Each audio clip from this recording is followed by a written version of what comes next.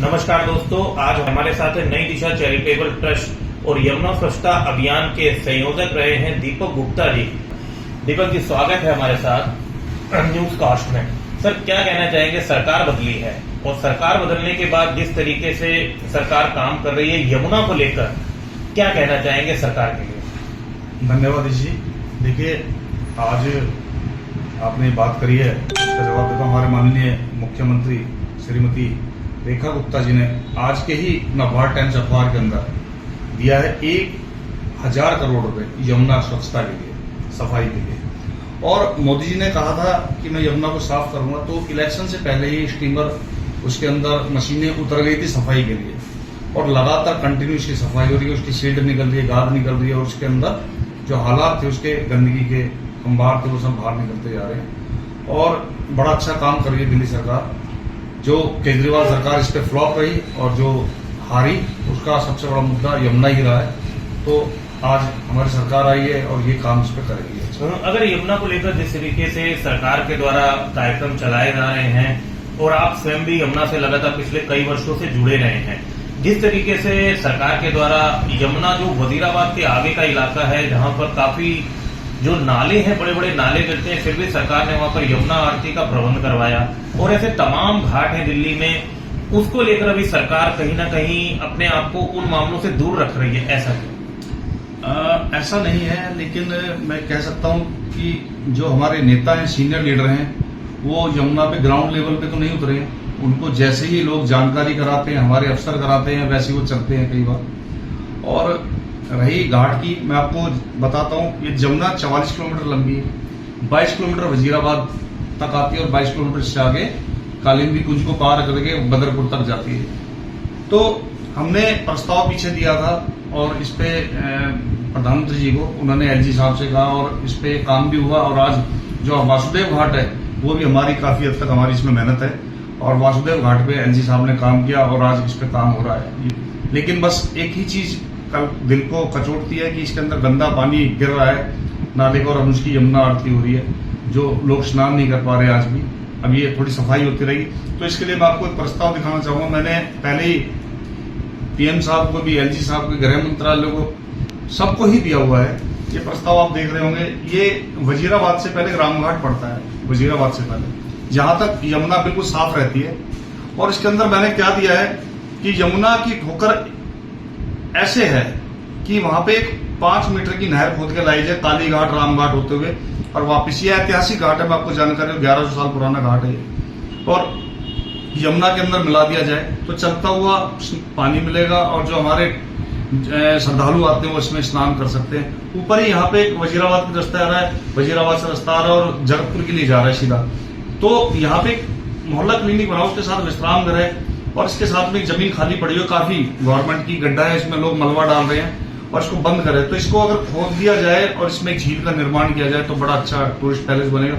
इससे आगे काली घाट के लिए रास्ता जा रहा है, वहां पे एक शमशान घाट है, प्रस्तावित हमने इसमें एक सीएनजी घाट भी दिया, एक विश्राम गृह दिया, और साथ में इन दोनों के बीच में एक जगह बस्ती है काफी अच्छी, तो यहाँ पार्क का निर्माण हो सकता है। तो इसके अंदर हमने क्या दिया कि यहाँ पे यमुना जी जब आ जाएगी तो यहाँ पे पक्का घाट बने, मंदिर यहाँ बने हुए हैं, यहाँ शाम को यमुना आरती हो, यहाँ पे कैंटीन बने, शौचालय बने, महिलाओं के स्नान के लिए जगह बने, और पार्किंग की जगह बनेगी। और यहाँ पे इसके अंदर जो झील बनेगी, यहाँ इस झील के अंदर बोटिंग चल सकती है।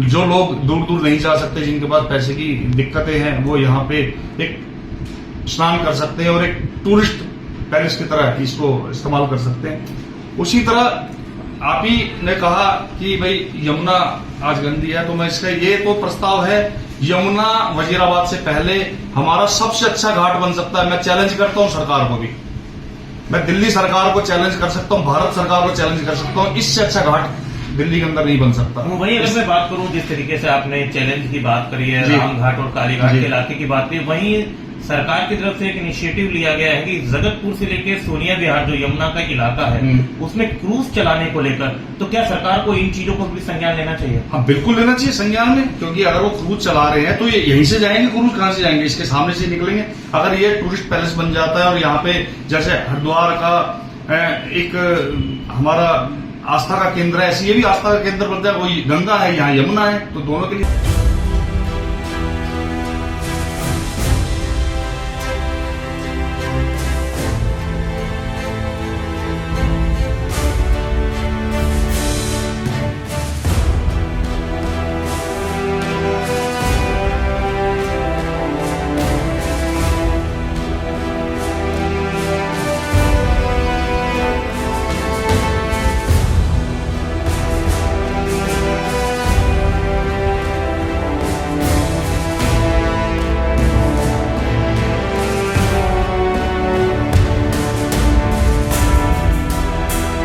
$1150 के आसपास, 1100 ईस्वी के आसपास पृथ्वीराज चौहान की बेटी बेला वो इसी घाट पर आती थी। और जिस घाट पर हम खड़े हुए हैं, आप देख रहे हैं पक्का घाट बना हुआ और इसमें जीना उतरा हुआ है। यहाँ से 100 मीटर की दूरी पे यमुना नदी बहती है। और पहले मेरी जहाँ तक नज़र जा रही है, नाव देख रहे हैं आप, नाव के सामने आप जाएंगे सिर्फ 100 मीटर दूरी पे, वहाँ पे यमुना नदी बह रही है। तो यहाँ 10-11 वर्षों के अंदर ये पानी की व्यवस्था खराब हो गई है। नहीं तो जब यहाँ कांग्रेस शासन था, उस शासन के अंदर, शीला सरकार के अंदर यहाँ पे पानी बहता था और वहाँ से यमुना ऐसे चलती थी। और ये जो ठोकर बना रखी है इन्होंने, दीवार बना रखी है, इसलिए बना रखी है ताकि यमुना इधर कट जाए, थोड़ी सी पानी का फ्लो कम रहे। तो इसीलिए दीवारें लगी हुई हैं कि यहाँ लोग स्नान कर सकें। तो आज यहाँ 10-11 साल से पानी नहीं आ रहा है। और यहाँ पे जो रेत माफिया हैं, उन्होंने रेत के टीले लगा दिए हैं, भर दिए हैं चारों तरफ, और इसको जमुना की ठोकर बना के उधर ले गए, जमुना पार की तरफ, बिल्कुल कोने पे।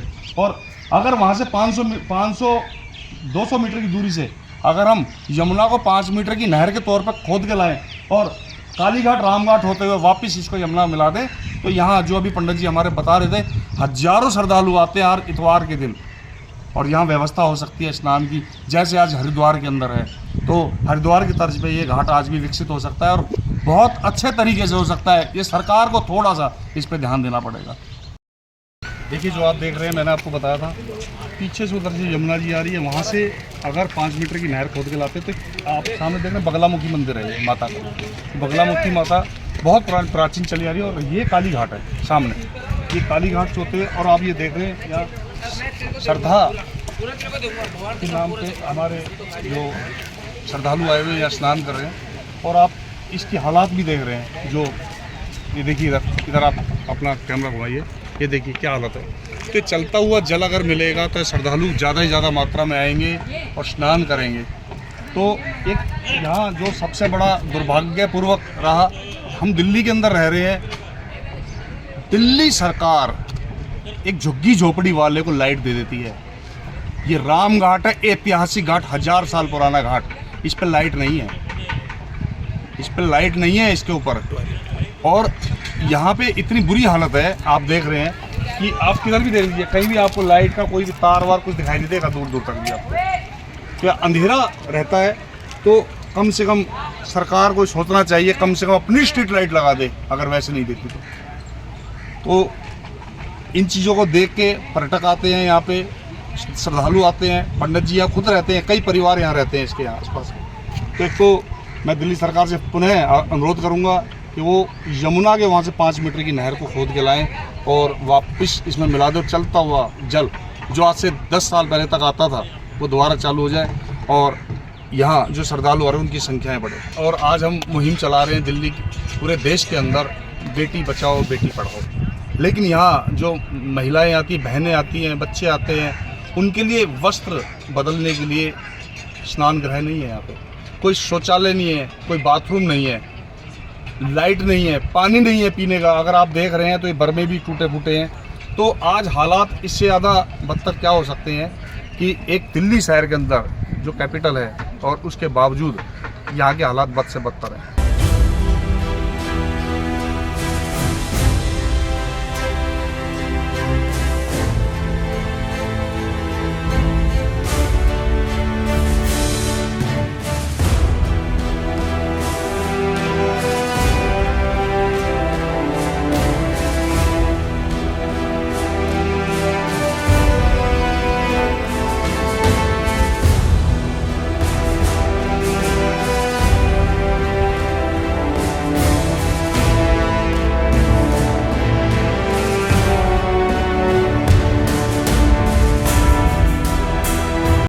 हम काली घाट पर खड़े हैं और जो हम अभी पहले राम घाट पे थे, अब काली घाट पे हैं।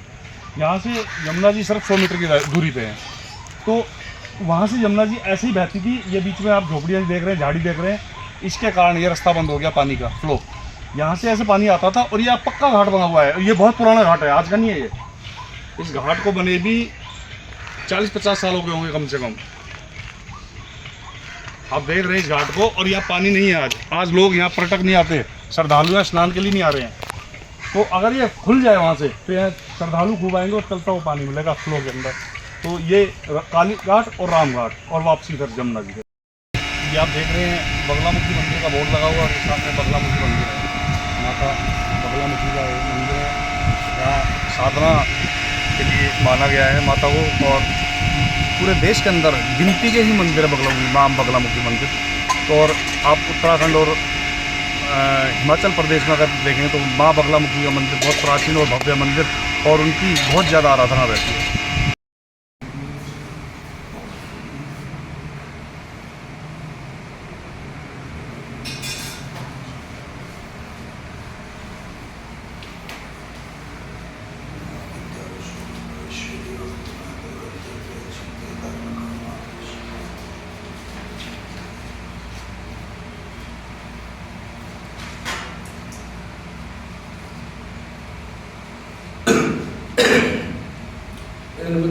राजा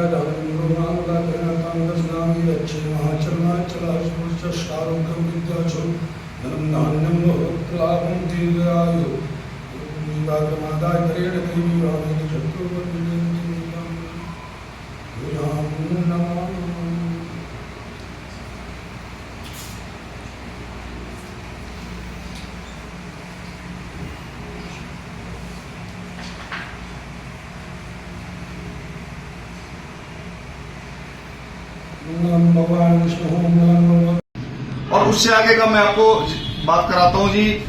हम जैसे आज 1000 करोड़ रुपए दिल्ली सरकार ने खर्च किया यमुना के लिए। मैं सरकार से कहता हूँ आपने भले ही पैसा खर्च करा, मेरा एक प्रस्ताव है, मानना ना मानना तो आपका काम है। आज यमुना के नाम पे जब से देश आजाद हुआ है हजारों लाखों करोड़ रुपए इस पर खर्च हुआ है। कितने स्टेटों से, उत्तराखंड से निकलती है, हरियाणा से निकलती है, दिल्ली से निकलती है, उत्तर प्रदेश से निकलती है। और कितना पैसा केंद्र सरकार अलग पैसा देती है, राज्य सरकार अलग पैसा खर्च करती है, और यमुना की स्थिति जैसे तैसे आज की। तो मेरा सुझाव है कि उसके दोनों तरफ, अगर उसके दोनों तरफ यमुना के वजीराबाद से लेके पैरेलल नाले बनाए जाएं। वजीराबाद डैम आ गया हमारा, इससे पहले का प्रस्ताव मैंने आपको ये वजीराबाद वाला दिखाया जो रामघाट का दिया। इससे बाद में जो नाले आते हैं वो नाले दोनों तरफ नाले बनाए जाए और गंदा पानी जो नाले हैं उसके अंदर डाल दिया जाए, और बीच में Yamuna ji as it is चलती रहेगी। जो पानी का स्टोरेज करता है दिल्ली को खरे, और उसके बाद पास। और जब बदरपुर बॉर्डर आ जाए तो दोनों तरफ सीवरेज ट्रीटमेंट प्लांट लगाए जाए, और वो पानी एज इट इज प्लांटों से होता हुआ सीधा यमुना में डाल दिया जाए, जो उत्तर प्रदेश को आगे निकल जाएगा। मैं चैलेंज करता हूं, इसके अंदर ना तो सरकार का इतना पैसा खर्च होगा और भ्रष्टाचार पर लगाम लगेगी।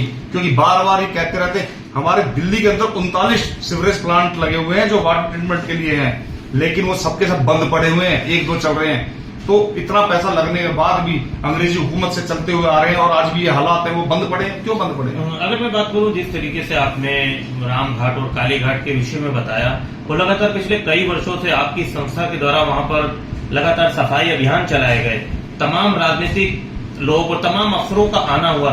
लेकिन क्या कारण रहा है कि जो अफसर हैं वो इस ओर सरकार का ध्यान आकर्षित नहीं करवा पा रहे? क्यों? देखिए, आज मैं आपको एक बात बताता हूं। डर तो होता है, मुझे भी होता है, आपको भी होता है। इसका रीजन है, एक छोटा कार्यकर्ता अगर एडवाइस दे रहा है बड़े नेताओं को, तो उनको नागवार गुजरता है कि हमें समझा रहे हैं, हमें सलाह दे रहे हैं, हमारे पास बुद्धि ज्यादा है। लेकिन मैं ये कहता हूं कि एडवाइजर जो होता है वो बड़ा नहीं होता है, वो एडवाइजर छोटा होता है। उनके एडवाइजर भी उनको सलाह दे रहे हैं, जिन्होंने कहा कि आप इतना पैसा खर्च करो। पहले कांग्रेस की सरकार थी, शीला सरकार रही, केजरीवाल सरकार रही, और अब भारतीय जनता पार्टी की सरकार है। तो हर सरकार के अंदर एडवाइजर होते हैं, और वो अपनी अपनी रोटी सेकने में ज्यादा यकीन करते हैं। किसी भी सरकार के समय के नेताओं के मुद्दे उठा लो, किसी के भी उनके आप बुक्स खोल लो, आपको पता लग जाएगा सब भ्रष्टाचार से लिप्त हैं। मोस्टली जितने भी कार्यकर्ता रहे हैं, ये साथ में रहे हैं इनके। तो अगर ईमानदारी से काम किया जाए तो इन नालों पे काम किया जा सकता है। जैसे अब साहिबी नदी जयपुर से चली थी, जब जयपुर से बनाई थी 1871 के आसपास इसका निर्माण हुआ कि सहायक नदी के तौर पर इसको बनाया गया कि यमुना का पानी कुछ कम हो जाता है और इसको सहायक नदी के तौर पे इसको बनाया गया, क्योंकि वहां के जो गांव थे, आसपास के इलाके थे, वो डूब क्षेत्र में आते थे और पानी भर जाता था उसके अंदर। बरसात के समय में पहाड़ों का पानी आता था। अरावली की श्रृंखला चलती है वजीराबाद से उदयपुर तक अरावली श्रृंखला चल रही है।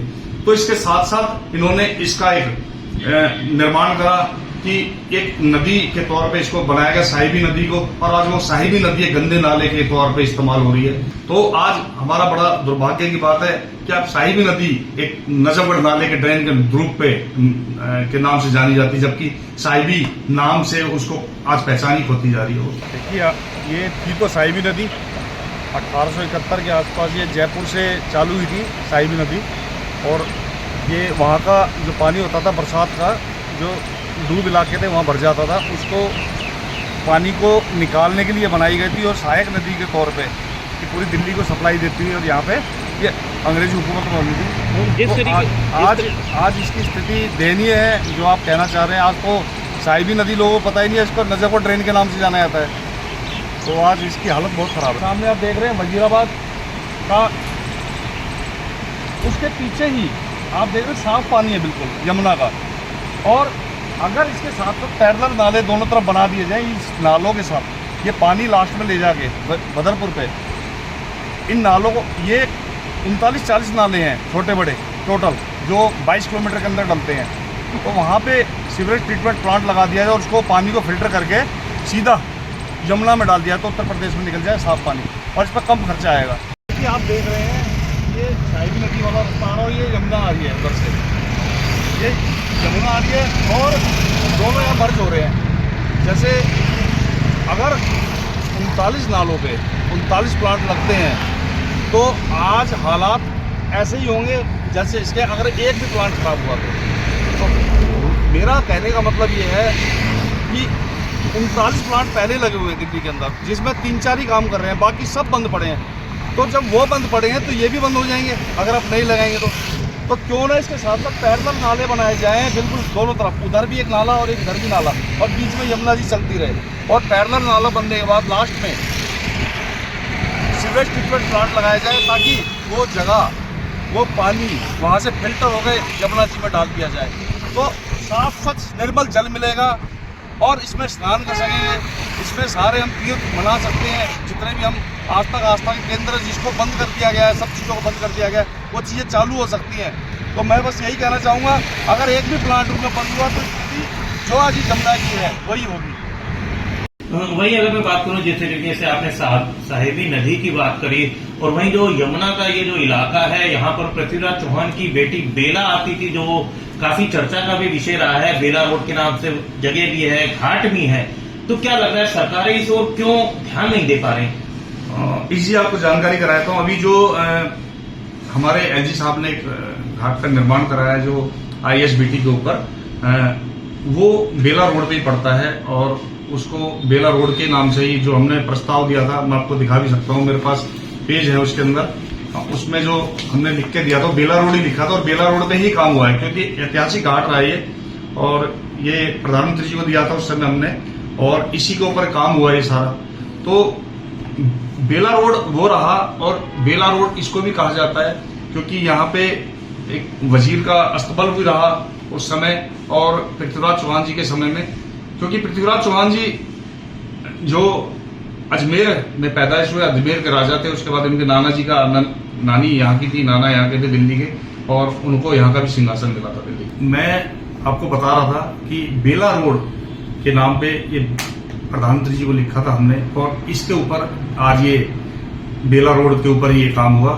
तो मेरा कहने का मतलब ये है कि आज यमुना आरती भी हो रही है, लेकिन बस एक ही चीज की आज भी टिश उठती है थोड़ी सी, कि अगर ये घाट यहां बना, इसकी जगह राम घाट में बना होता तो हमारी यमुना स्वच्छ होती, लोग स्नान भी करते वहां पे, लेकिन आज वहां गंदे पानी का, नाले का पानी जा रहा है, इसलिए लोग स्नान नहीं करते, और वहां पे बस यमुना आरती का एक सामाजिक धार्मिक नाते एक एंजॉय करते हैं। तो मैं सिर्फ यही कहना चाहूंगा कि यमुना आरती अगर हो तो राम घाट के ऊपर होनी चाहिए, जहां पे बिल्कुल स्वच्छ जल आता है। आज आप देख सकते हैं यह 14वीं शताब्दी का ऐतिहासिक पुल और यह आरामगाह है। फिरोज शाह तुगलक के वजीर का यह था और ये सबसे पुराना पुल है दिल्ली का, अभी तक इससे पुराना कोई पुल नहीं है। तो इसी रास्ते से जो पृथ्वीराज चौहान की बेटी थी बेला, वो इसी रास्ते से जाती थी जो राम घाट के लिए जाती थी। इसके साथ ही मैं आपको एक जानकारी और कराना चाहता हूँ, यहाँ पे यमुना पहले यहीं से यमुना बहती थी और यमुना का निकास ये था, ये फाटक बने हुए थे, आप देख रहे हैं नीचे, ये यमुना के फाटक के लिए था।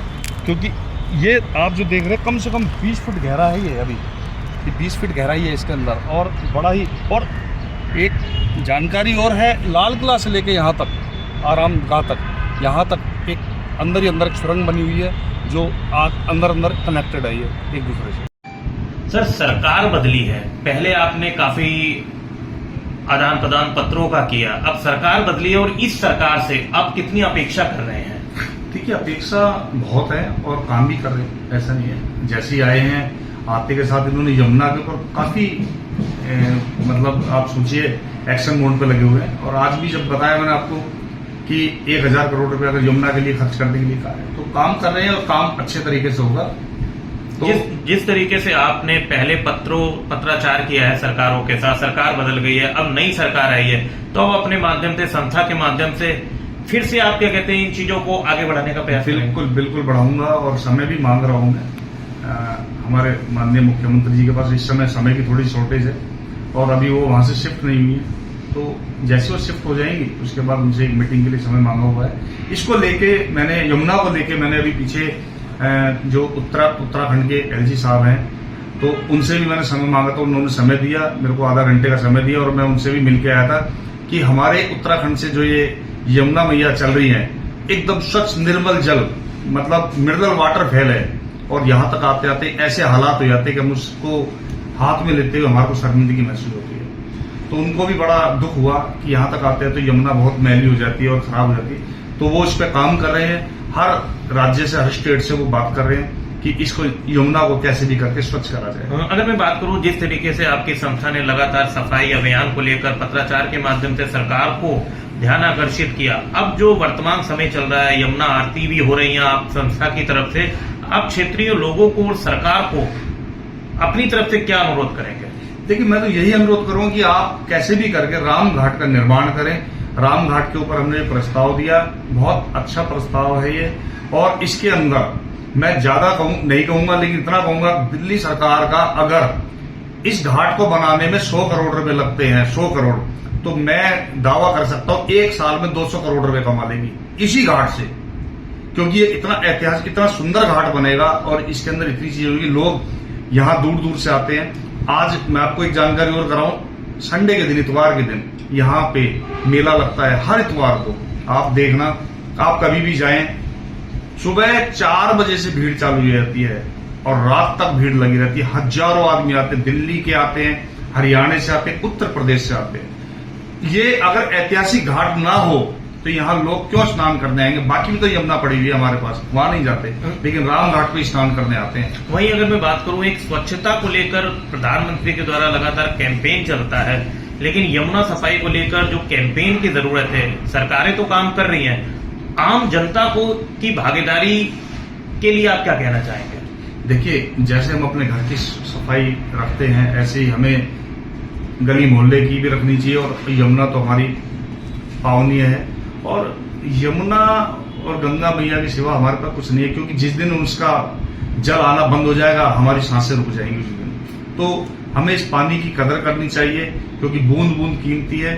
घर के अंदर मैं पब्लिक से एक ही चीज कहूंगा, जिसके घर में पर्याप्त मात्रा में पानी आता है, लेकिन वो एक ही बाल्टी पानी ले, डेली स्नान के समय पे कम से कम पानी की वेस्टेज करे, पानी की बचत करे, यमुना की सफाई रखे। पूजा पाठ की जितनी भी सामग्री की चीजें हम लेके आते हैं, उस सामग्री को ऐसे सड़क पे ना फेंकें, जमुना में ना फेंकें, यमुना किनारे कहीं भी कोई गड्ढा खोदें, उसके अंदर उसको डाल दिया जाए, वो महीने 2 महीने में मिट्टी बन जाती है।